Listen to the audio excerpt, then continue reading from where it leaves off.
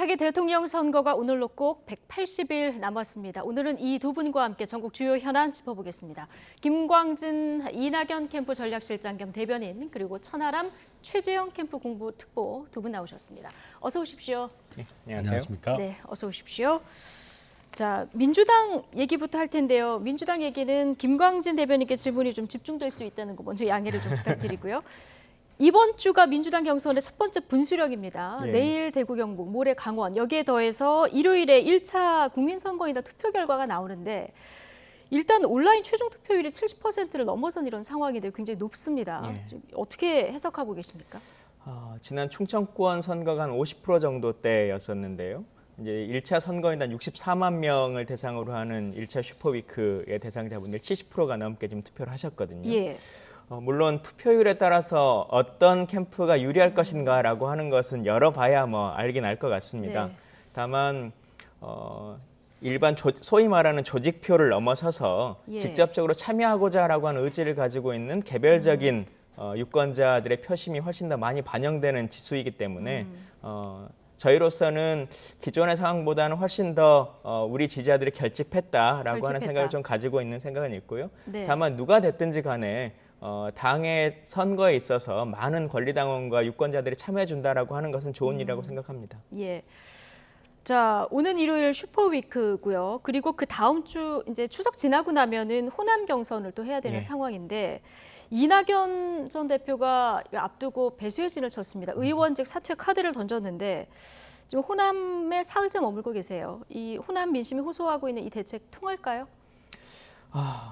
저희로서는 통하기를 예. 바라고 있는 네. 것이고 이게 단순히 이제 선거 공학의 측면에서 의원직을 사퇴하거나 호남에 계시거나 한 것이라기보다는 자연스럽게 저희가 이제 그 선거가 시작되는 지역에 따라서 순환을 하고 있습니다. 그래서 예. 그 순환에 맞춰서 움직이고 있는 상황이고요. 다만 의원직 사퇴라고 하는 부분에 대해서는 본인이 민주당의 이제 후보로서 5선 의원까지를 하고 국무총리까지 하셨는데 정말 민주당의 후보가 돼서 예. 민주정부 4기를 이끌어야 되겠다라고 하는 절체절명의 위기 앞에서 정치적 결단을 하신 거다 이렇게 보여집니다. 네, 정치적 결단. 근데 지금 지도부에서 만류를 하고 있는 상황이라서요. 이거 어떻게 봐야 됩니까?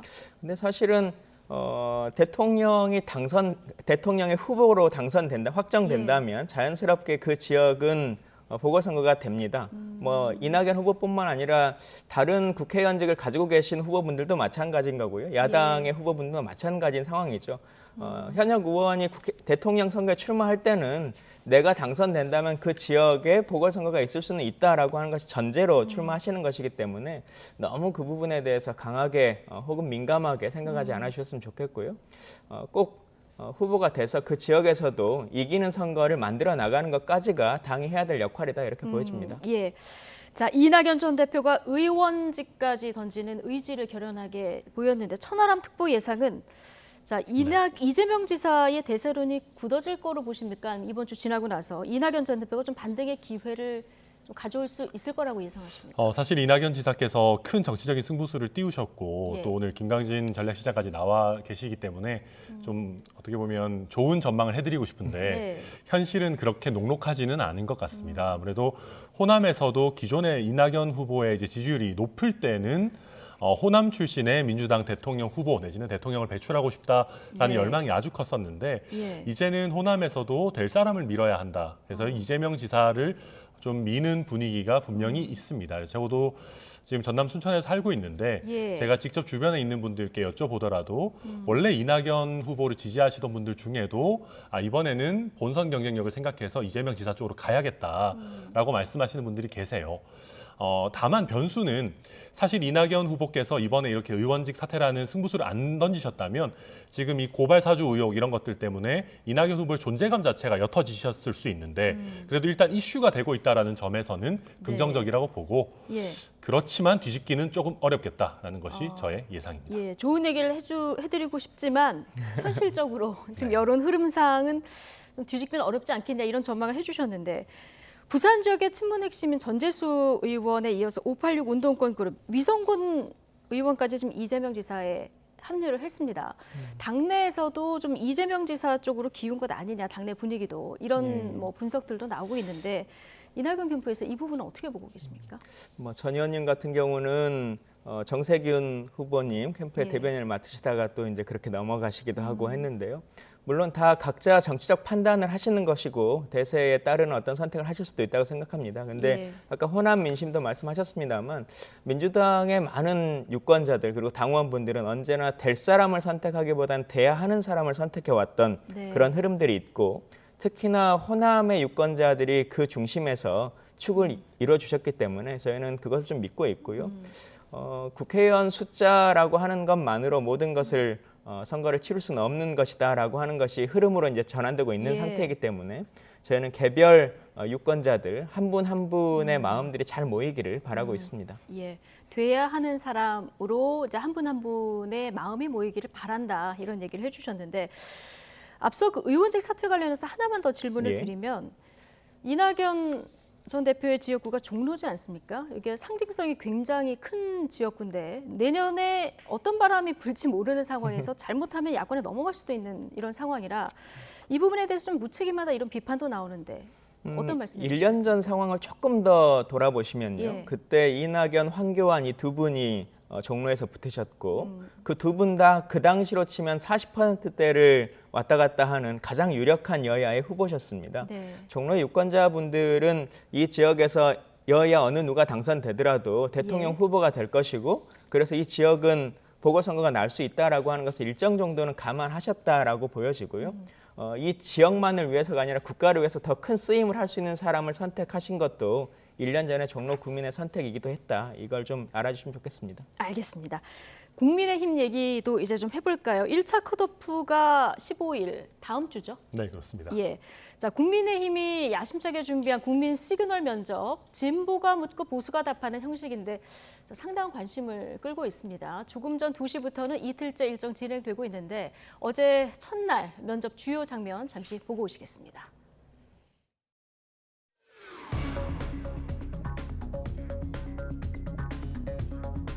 대통령이 되게 되면은 뭐 민주노총을 혁신하겠다. 근데 그 방법이 긴급재정 명령권을 발동하겠다고 하셨거든요.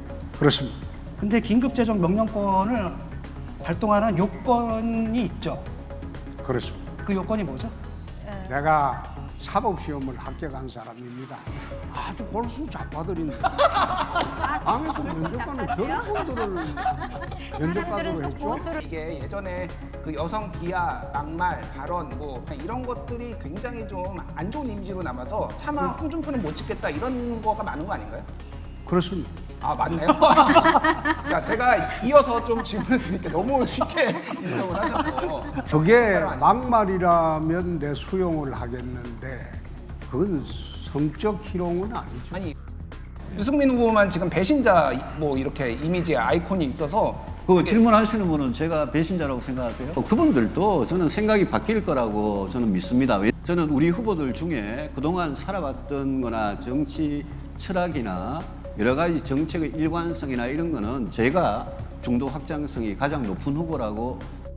석탄 발전소를 대체해서 중소형 원자로 SMR이라고 불리는 이거를 설치하겠다라고 하셨어요. 중소형 원자로가 우리의 일자리 창출이나 앞으로 우리나라의 먹거리 창출하는데 굉장히 큰 그러니까 도움이 되겠다는 그게 생각을 굉장히 하지만 중요하다. 어디다가 어떻게 지어서 어떻게 설득을 하실 수 있는지 그런 계획이 전혀 없이 그냥 SMR 짓겠다라고 하면 끝입니까? 그게? 그 부분에 대해서는 제가 하여튼 좀 더 구체적으로 검토한 후에 말씀드리겠습니다. 네. 자, 국민 면접 주요 장면 보고 오셨는데 질문이 굉장히 날카로운데 나름대로 좀 화기애애한 분위기도 좀 느껴지는 것 같습니다. 어제 뭐 면접 장면 보기 위해서 유튜브 동시 접속자가 5만 명 달했다고 하니까 흥행은 뭐 성공한 것 같은데 당내에서 지금 어떤 평가들이 나오고 있습니까? 네, 당내에서 지금 저희 당의 좀 극렬한 강한 지지자분들은 어떻게 보면 좀 저희 당의 노선과 맞지 않는 분들을 면접자로 섭외한 거에 대해서 반발하는 분들도 좀 계신 것 같습니다. 예. 이준석 대표에게도 뭐 문자 폭탄이 오고 있다라고 얘기를 하는데 어떻게 저런 분들을 면접관으로 모셨냐? 네, 맞습니다. 그런데 그 점에서 저는 저희 당의 나름대로 자랑스럽다고 생각하는 것이 예. 저희가 민주당에 비해서 훨씬 더 개방적이고 또 용기 있는 정당 아닌가, 또 문자 폭탄에 굴하지 않는 그런 정당이 아닌가. 예. 그리고 저희가 이렇게 저희 진영을 벗어나서 정말 쓴소리, 날카로운 질문 해주실 수 있는 분들을 모셨기 때문에 그만큼 또 국민들께서 많은 관심을 가져주신다고 생각하고요. 네. 저도 봤는데 굉장히 재미있더라고요. 그게 이제 흥행의 어떻게 보면 원동력이라고 저도 생각합니다. 흥행의 1등 공신은 어제 누구라고 보십니까? 진중권 전 교수와 그리고 인정하기는 싫지만 홍준표 후보겠죠. 재미면에서. 네, 그렇습니다.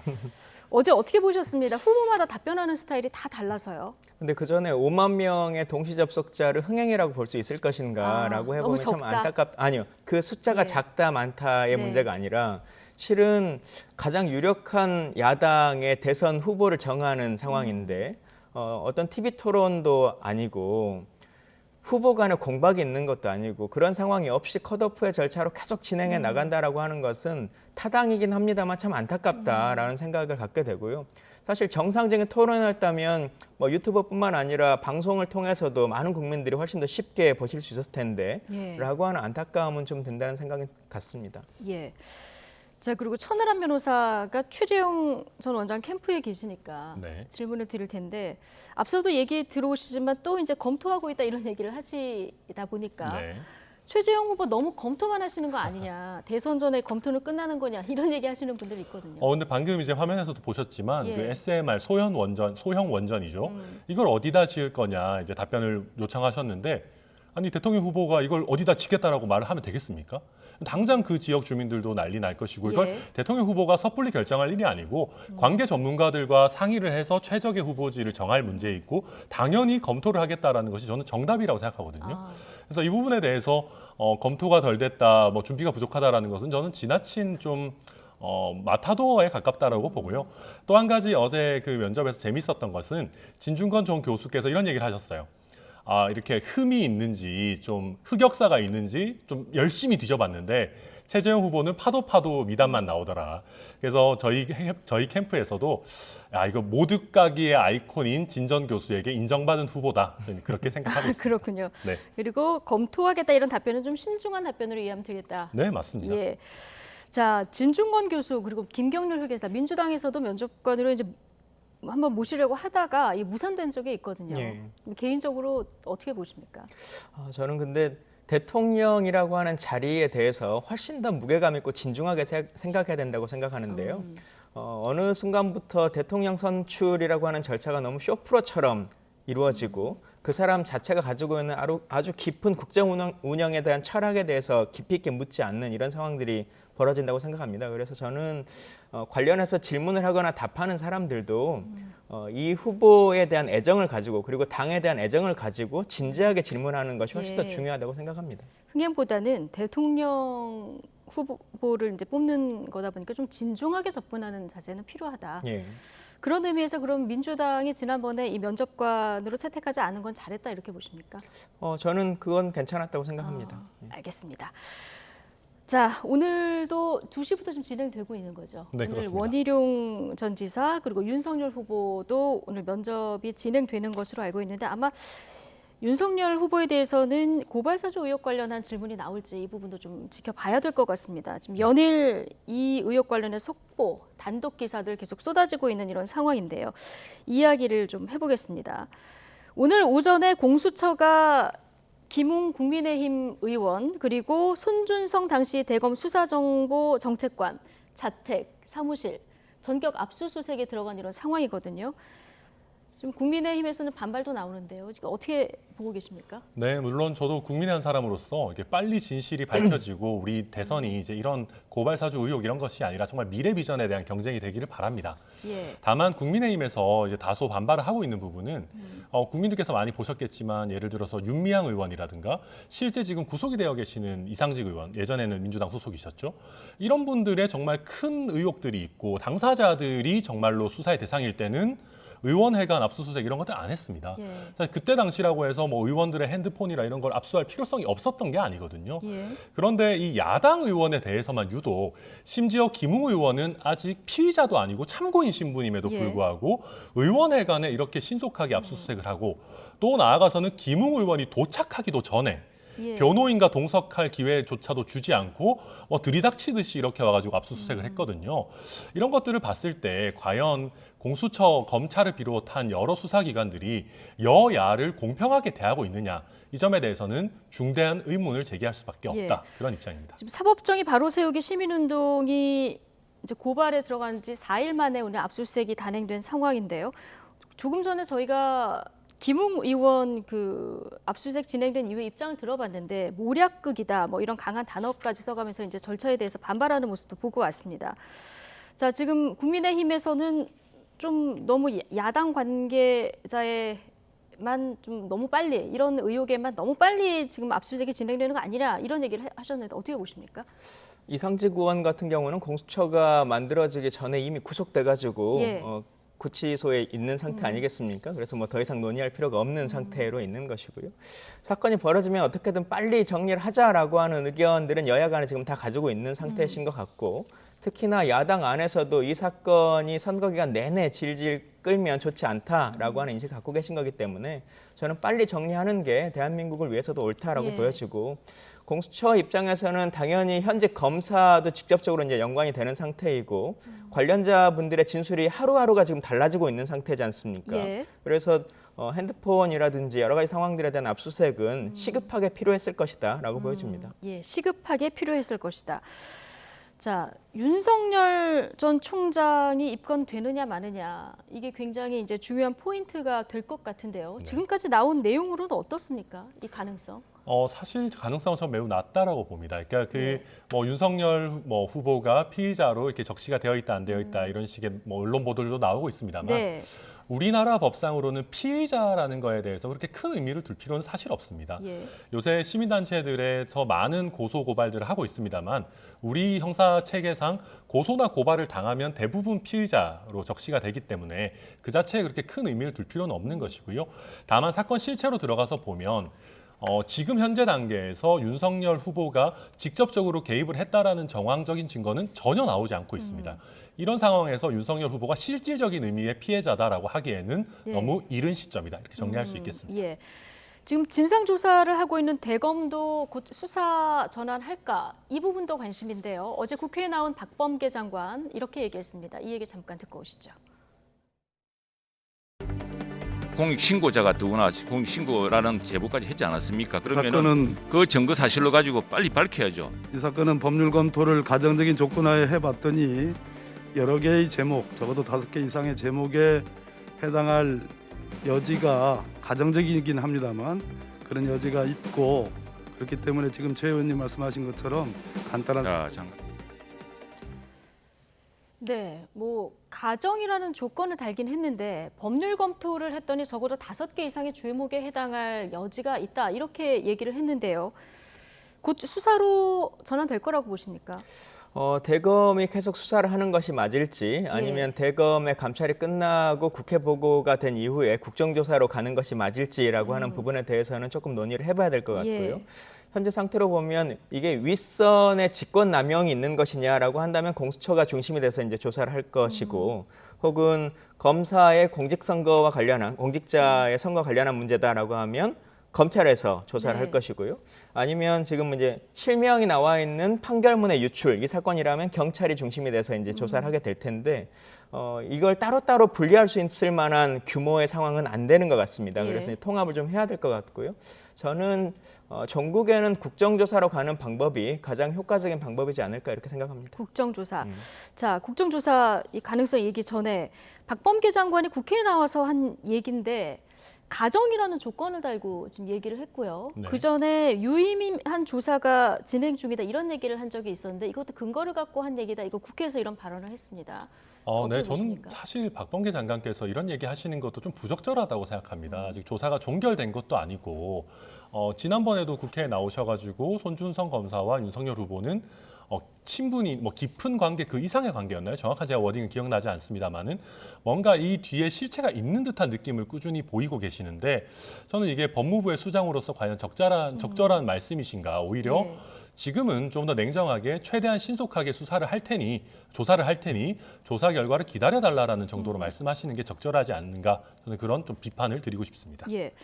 지금 여당에서 조금 전에 말씀을 해주셨지만 국정조사를 해야 된다 이런 얘기를 하고 있습니다. 어떻게 보십니까?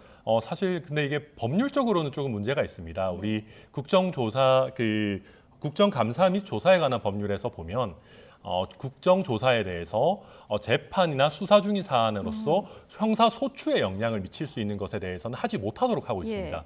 그런데 이제 문제는 이 부분을 판단하는 권한 자체도 국회에 있기 때문에 민주당이 이런 국정감사 및 조사에 관한 법률을 무시하고 국정조사를 하겠다라고 하면 숫자로 밀어붙일 수 있는 그런 부분이기는 합니다. 숫자도 그렇고요. 지금 고발사주 의혹 국정조사 필요성에 대한 그 여론을 물은 게 있는데 찬성이 58.7%거든요. 네, 맞습니다. 모든 국민들께서 이 부분을 적극적으로 최대한 빨리 밝혀내자라고 하는 거에 대해서는 누가 이 부분에 대해서 사실 부정을 하시겠습니까? 그런데 지금 수사도 진행되고 있는 상황에서 국정조사까지 이렇게 하게 되면 오히려 조금 질서가 없어지지 않을까 하는 우려도 있고요. 저도 그런 우려만 없다면 최대한 빨리 이 부분을 좀 결정지어서 특히 저 같은 경우에는 최재형 후보가 지금 경선에 나서고 있는 상황이기 때문에 경선의 결과가 나오기 전에 이 부분이 정리되기를 저도 간절히 바랍니다. 근데 과연 국정조사가 효과적인 수단일 것이냐, 특히 조사와 수사와 다 이런 것들이 효율적으로 맞물려 돌아갈 것이냐, 이 부분은 따져봐야 되겠죠. 예, 지금 천하람 변호사께서 국정조사가 효과적인 수단일 것인가 하나 하고 수사 중인 그리고 재판 중인 사안에 대해서 국정조사는 좀 어렵다 이런 그 얘기를 하셨는데 어떻게 보십니까? 가장 최근에 소위 최순실 국정조사라고 하는 것을 통해서 수사 중인 상태에서도 저희가 할 수 있다라고 하는 전례가 충분히 있기 때문에요. 그리고 그 결과로서 많은 부분을 밝혀냈다라고 하는 것도 국민들이 알고 계시는 상태이기 때문에 아마도 그런 생각들 안에서 지금 어느 당을 지지하시든지 간에 국정조사를 하는 것이 좋겠다라고 하는 여론조사 결과가 나오는 거 아니겠습니까? 그래서 저는 자연스럽게 초기에는 야당의 반대도 있을 것이고 여러 가지 정치적인 이해관계들의 말씀들이 있겠습니다만 전국에는 국정조사로 흘러갈 것이다 이렇게 생각이 듭니다. 예. 네, 저는 여기에 대해서 사실 그렇다면 우리 김광진 비서관께서도 전직 의원이시기도 하시지만 차라리 그냥 국정감사 및 조사에 관한 법을 좀 개정했으면 좋겠어요. 그러니까 무슨 얘기냐면 저는 국회가 필요하다라는 명분으로 법을 어기는 관행들을 쌓아나가는 것은 저는 그다지 바람직하지는 않다고 봅니다. 법을 어기는 건 아니고 현행 법에도 국회가 그걸 결정할 수는 있는 것이죠. 예, 알겠습니다. 법을 좀 정치하게 다듬는 것이 좋겠다라는 맞습니다. 얘기까지 해주셨는데 자 그런데 국민들 입장에서는 풀리는 게 없으니까 굉장히 좀 답답하기도 합니다. 지금 국민의힘 전신인 미래통합당 개입 얘기도 좀 나오고 있는데 그 고발장 전달 과정에서 국민의힘의 정점식 의원이 새로운 연결고리로 나왔는데 정 의원도 지난 2일에는 이 문건 본 적 없다 이렇게 얘기했는데 지금은 중간 전달한 부분을 시인하면서 또 나머지 부분은 입수 경위는 모른다, 기억이 안 난다 이렇게 얘기를 하고 있거든요. 네, 저도 저희 국민의힘 소속의 의원들이 자꾸 이렇게 기억이 안 난다, 잘 모르겠다라고 하는 부분에 대해서 참 많이 답답합니다. 참 많이 답답하고 다만 그 제보자라고 지금 지목된 분께서도 인터뷰를 통해서 해당 지금 뉴스버스에서 보도된 고발장이 당에는 전달된 바가 없다라고 얘기를 하고 있습니다. 그렇다 보니까 이게 이 문건이 돌아다니는 루트 자체가 과연 하나인지 아니면 이게 정말 좀 여러 사람의 손을 거쳤는지조차 아직 확인이 되지 않고 있는 상황입니다. 그래서 저희 국민의힘에서도 공명선거 추진단을 구성을 해서 이 부분, 특히 당 내에서 이 문서가 실제 들어와서 누구의 손을 거쳐서 어떻게 실제로 활용이 되었는지라는 부분들을 좀 밝혀내기 위해서 지금 노력을 하고 있는 중이니까요. 조금 더 지켜봐 주시기를 부탁드리겠습니다. 당에서 지금 자체적으로 진상조사를 할 그 계획을 꾸리고 계시죠? 네, 맞습니다. 공명선거 추진당을 김재원 최고위원을 이제 수장으로 해서 하고 있는데 다만 아시다시피 당이라는 곳은 강제 수사할 권한은 없지 않습니까? 그래서 대신에 이제 당의 구성원들에게 이 문서를 어떻게 취급한 적이 있느냐를 물어서 사실관계를 조사하는 절차를 거칠 걸로 예상이 됩니다. 자, 이 제보자의 신뢰성 문제에 대해서도 계속 여러 가지 보도가 나오고 있는데 조금 전에 얘기를 해주셨지만 내가 제보자다라고 주장하는 분이 어제 JTBC하고 인터뷰를 했는데 김웅 의원이 당시 전화로 대검찰청에 고발장을 접수하라고 얘기를 했다. 근데 당시엔 그 의미를 몰랐다 이렇게 얘기를 했고요. 김 의원에게 당시 자료를 받은 것은 맞지만 내가 당에 따로 자료를 전달하지는 않았다. 이렇게 얘기를 했거든요. 자, 이 제보자들의 각종 언론에서 나오는 발언들 어떻게 보고 계십니까? 이제 지금 현재 어쨌든 공익제보자라고 하는 것으로 이제 묶여져 있는 상태인데요. 네. 그게 공익제보인지 아닌지라고 하는 부분은 60일 정도 안에서 결정을 해야 되는 상황이 되는 것이고 그 기간 동안은 공익제보자이신 겁니다. 예. 근데 사실 아까 천 변호사님도 말씀하셨습니다만 지금 이 사건에 현재 거론되고 있는 소위 고발장이 3건 정도가 나와 있는 것이고 이후에 고발장이 더 추가로 몇 가지가 더 나올지 아닐지라고 하는 부분조차 지금 모르고 있는 상태입니다. 그래서 지금 김웅 의원도 그렇고 전 의원님도 그렇고 이 제보자라고 하는 분들도 서로 말하는 고발장이라고 하는 것의 주체가 지금 계속 섞이고 있고 혼용되고 있어서 말들이 좀 꼬여가는 측면이 있는데요. 김웅 의원 같은 경우는 당에 자기가 전달했다라고 하는 부분을 밝히기도 한 상태이고 그래서 제보자는 당에 제보하지 않았을 수도 있는 상태인데 네.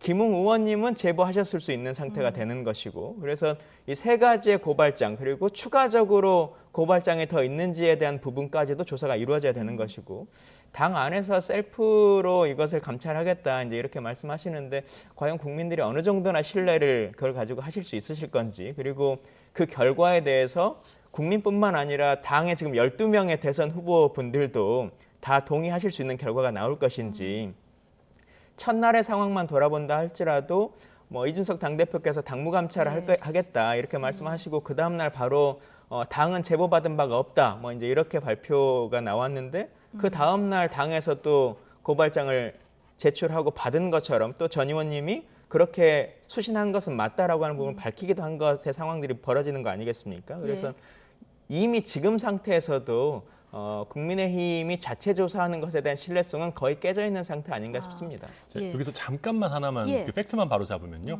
그 김웅 의원이 당에다 전달했다라고 하는 고발장은 우리가 말하고 있는 이 3가지 고발장에도 해당하지 않고 그 고발장 형태의 문서로 정리된 것이 아니고 그냥 최강욱 의원을 이런 혐의로 고발하면 좋겠다라는 아이디어 차원에서 A4 용지 1장 정도를 그냥 이렇게 메모를 해서 건네줬다라고 이미 바로 잡은 바 예. 있거든요. 그래서 이 부분은 제가 조금 말씀을 드립니다. 예.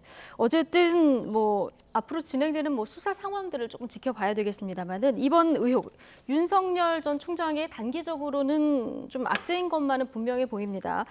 지지율도 변화를 좀 보이고 있는데 어제 SBS 여론조사를 보면은 홍준표 후보 지난달 같은 여론조사 대비해서 국민의힘 대선 후보 적합도로 봤을 때 11.9% 올랐고 윤석열 후보 2.3% 하락을 했고요.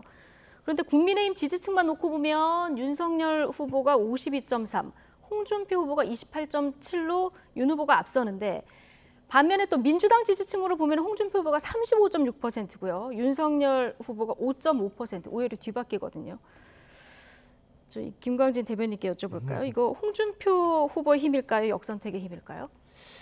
근데 최종적으로 후보를 선출할 때는 역선택이라고 하는 것이 별로 힘을 발휘하지 못할 거라고 보여집니다. 일반 여론조사 같은 경우는 직접적으로 본인이 참여하거나 하지 않기 때문에 그냥 응하는 경우들이 있는데요. 저희도 지금 경선을 치릅니다만 지지하는 후보를 위해서 한 표를 모아주십시오라고 하는 것도 참 사람을 모으기가 쉽지 않은 것인데 지지하지 않는 타 정당의 사람을 위해서 함께 해줍시다라고 하는 것을 운동을 펼칠 수는 없는 것이거든요. 그래서 지금 여론조사 결과대로 나오지는 않을 거다라고 보여집니다. 알겠습니다. 역선택 감안해도 뭐 상승률이 높은 이 추이로 봐서 높은 상승률을 보이는 거는 맞는데 자, 최재형 후보 캠프시니까 최재형 후보 입당 뭐 초기만 해도 범보수권의 뭐 투톱 안에 들기도 하고 그랬는데 최근에 지지율 좀 고전하고 있습니다. 네, 그렇습니다. 사실 최재형 후보 같은 경우는 이렇게 뭐 사이다 같거나 아주 뭐 강한 발언을 하시는 분이 아니기 때문에 지금은 다소 좀 고전하는 부분이 있는 것 같습니다. 그렇지만 많은 국민들, 특히 국민의힘 지지층 안에서 홍준표 후보는 확장성이 부족하다, 한계가 뚜렷하다라고 생각하는 분들이 계시거든요. 홍준표 후보는 도전자일 때는 빛나지만 많은 분들께서 정말 홍준표 후보가 우리 대표 선수로 돼도 될까를 생각하시면 저는 불안감을 분명히 느끼실 거라고 생각하고 그렇다고 하면 조금 더 안정감 있고 신뢰감 있는 최재형 후보에게도 많이 관심을 주시리라 저는 믿고 있습니다. 예, 알겠습니다. 아직 6개월이나 남았기 때문에 그동안 여론 변화가 또 몇 번이나 출렁거릴 수 있는 이런 상황이죠. 자, 오늘 두 분 말씀 여기까지 듣겠습니다. 김광진, 이낙연 캠프 전략실장 겸 대변인 그리고 천하람, 최재형 캠프 공보특보 오늘 두 분과 함께했습니다. 고맙습니다. 감사합니다.